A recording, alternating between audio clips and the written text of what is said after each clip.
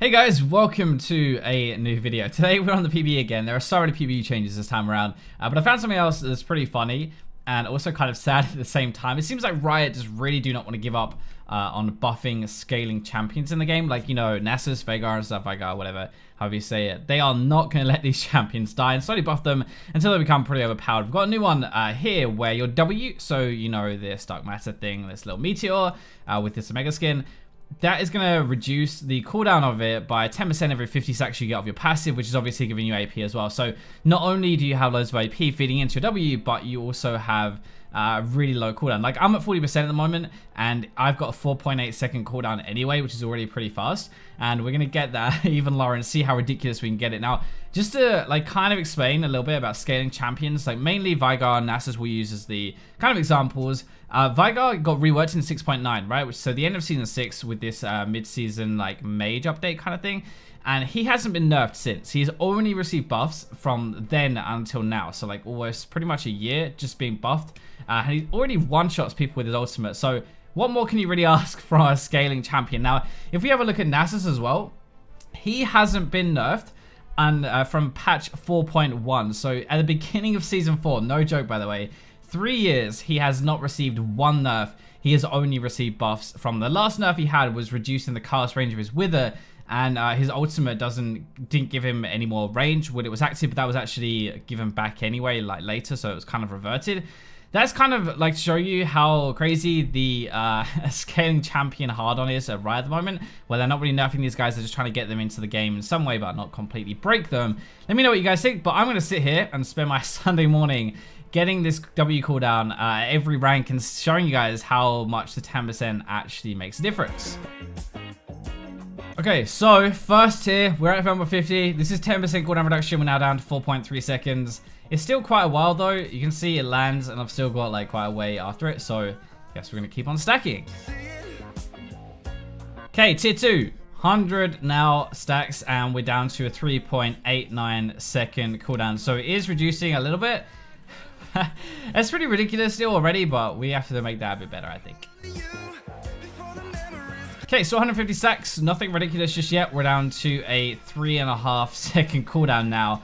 On ability, by the way, that is going to do 300 damage plus 877 of the ratio. So this thing really actually does hurt. Like 1,000 damage to these guys with 100 magic resist as well. And that's used just over every 3 seconds. So we're going to make this a bit more ridiculous.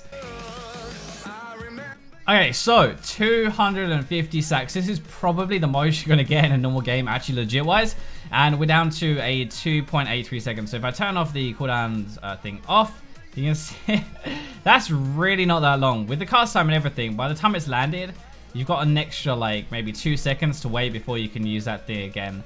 Obviously our Q is on just over a 3-second cooldown, and so is this. So the Q and W are on about the same kind of time scale.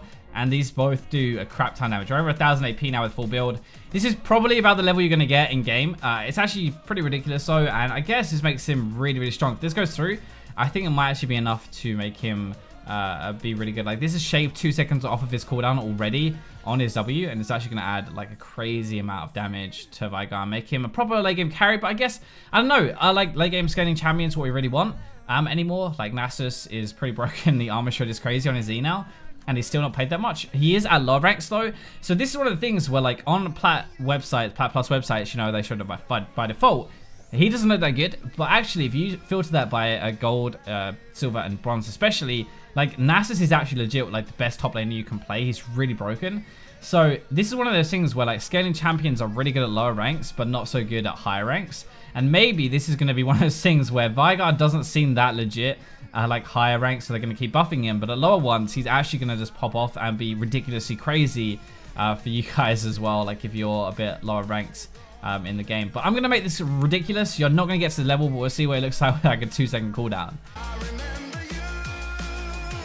Man, this is so dumb. You have like less than a second from when it lands to when you can use this thing again. Now you're at 400 stacks, so this is pretty ridiculous. Like, you're not really going to get to 1200 AP very often in a game, but imagine if you actually do and you have like a 60-minute game. It's basically a free win. Look at this. It's like, it does so much damage anyway. AoE over 1.2k. That's ridiculous.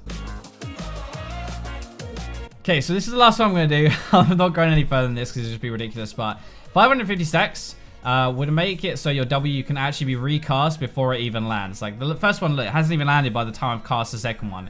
It's absolutely ridiculous.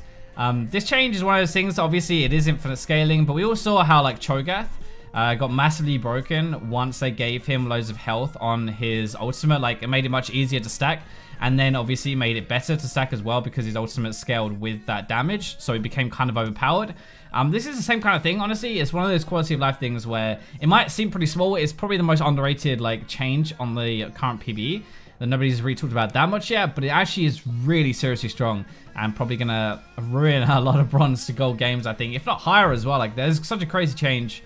I hope you guys enjoyed the video anyway. Obviously, it's pretty ridiculous, but the 251, it gives you kind of a good idea of what you should expect from Veigar on the PvE if this makes it to live. Thank you very much for watching. Just a quick one, and for now, I guess I'll leave you with the robots.